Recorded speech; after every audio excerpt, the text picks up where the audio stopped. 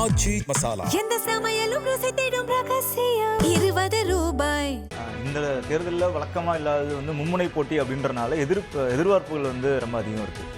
கடந்த தேர்தலில் வந்து பெரும்பாலும் இருமுனை போட்டிகள் இருக்கும். மாறி மாறி தான் திராவிட கட்சிகள் வந்துகிட்டு வந்திருக்காங்க. தொடர்ச்சியாக திராவிட கட்சிகள் ஆட்சி அமைக்கின்ற ரேர் ஆஃப் தி ரேரஸ்டாக இருந்திருக்கு.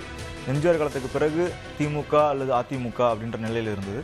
2011 அதிமுக வந்ததுக்கு பிறகு 2016 தொடர்ச்சியாக 2ஆம் முறை அவங்க ஆட்சி அமைச்சாங்க. அடுத்த முறை வரும்பொழுது அது திமுக தான் வரும் அப்படின்ற ஒரு ஈஸியான அசம்ஷன் இருந்தது, அல்லது ஈஸியாக கணிக்கக்கூடிய அளவில் இருந்தது. இந்த முறை வந்து 2 திராவிட கட்சிகள் இருக்கிற நிலையில் 3வது அணி வந்து மிகவும் வலுவான அணியாக வந்திருக்கு. இதுக்கு முன்னாடி 3ஆம் அணியாக வைகோ வந்திருந்தாலும் சரி, அல்லது காங்கிரஸ் கட்சியிலிருந்து வந்த தமிழ் மாநில காங்கிரஸ் ஆகட்டும், 2006 வந்த தேமுதிக ஆகட்டும், இவங்க எல்லாரும் வந்திருந்தால் கூட அதை விட இது ஒரு பெரிய வேவாக இருக்கும். இன்னொன்று இது ஒரு நியூ ஜென்ரேஷன் எலெக்ஷனாக பார்க்குறோம். அரசியல் தலைவர்களுமே வந்து புதிய தலைமுறை அரசியல் தலைவர்கள் உள்ளே வர்றாங்க. வாக்காளர்களும் வந்து புதிய வாக்காளர்கள் உள்ளே வர்றாங்க.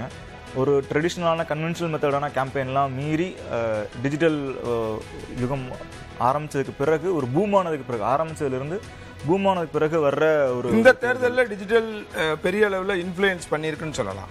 ஆமாம், ஏன்னா 2016 தான் வந்து துவங்குது. ஐடி விங்கே வந்து அதிமுக தான் முதல்ல தொடங்குறாங்க. திமுக அதுக்கு அடுத்து வர்றாங்க. இப்போ ஃபுல் ஃப்ளெட்ஜாக ஐடி எந்த கட்சி தொடங்கினாலும் முதல்ல தொடங்குறது அவங்க வந்து இளைஞரணி மாணவர்கள்லாம் தாண்டி முதல்ல தொடங்குறது ஐடி விங் தான் தொடங்குறாங்க.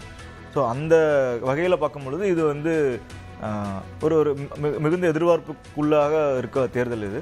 அதில் விஜய் என்ன எடுக்கப் போகிறார், அல்லது அவர் வந்து வாக்குகளை பிரிக்கப் போகிறாரா, அல்லது வாக்குகள் அவர் எடுக்கப் போகிறாரா அப்படின்றது பெரிய எதிர்பார்ப்பாக இருக்கும். தொடர்ந்து பேசலாம்.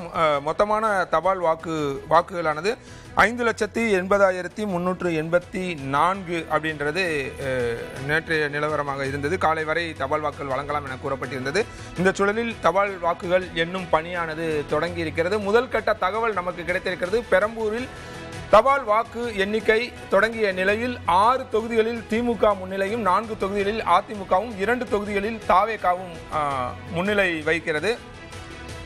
பெரம்பூரை பொறுத்த வரைக்கும் தாவேகா முன்னிலை வகிக்கிறது. விஜய் போட்டியிடும் பெரம்பூர் தொகுதியில் தபால் வாக்குகள் எண்ணப்பட்டிருக்கும் சூழலில் விஜய் முன்னிலை பெற்றிருக்கிறார். தாவேகா முன்னிலை என்ற தகவலை நாம் பார்த்து கொண்டிருக்கிறோம்.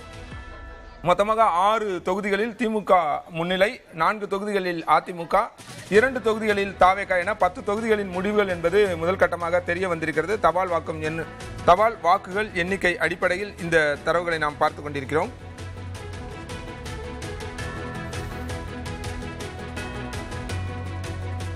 6 தொகுதிகளில் திமுகவும், 4 தொகுதிகளில் அதிமுகவும், 2 தொகுதிகளில் தாவேகாவும் முன்னிலை பெற்றிருக்கின்றன. பெரம்பூர் தொகுதியை பொறுத்தவரைக்கும் தபால் வாக்கு தொடங்கிய நிலையில் தாவேகா முன்னிலை பெற்றிருக்கிறது. அதில் கூடுதல் அப்டேட், 8 தொகுதிகளில் திமுக முன்னிலை பெற்றிருக்கிறது. 8 தொகுதிகளில் திமுக முன்னிலை, 5 தொகுதிகளில் அதிமுகவும், 9 தொகுதிகளில் தாவேகாவும் முன்னிலை என்ற தகவலை நாம் பார்த்து கொண்டிருக்கிறோம்.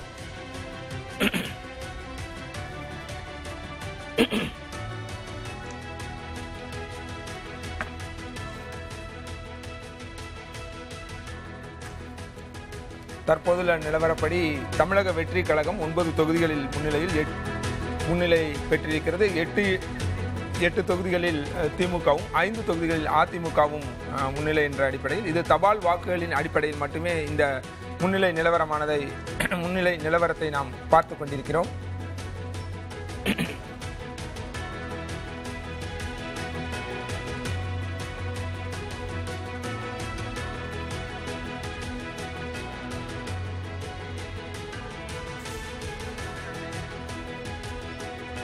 மீண்டும் ஒரு தகவல், மீண்டும் ஒரு அண்மை செய்தி. அது தபால் வாக்கு எண்ணும் பணியானது தொடர்ந்து நடைபெற்று வரும் சூழலில் 9 தொகுதிகளில் திமுக முன்னிலை வகிக்கிறது என்ற தகவலை நாம் பார்த்து கொண்டிருக்கிறோம். 9 தொகுதிகளில் திமுகவும், 5 தொகுதிகளில் அதிமுகவும், 2 தொகுதிகளில் தாவேகாவும் முன்னிலை பெற்றிருக்கிறது.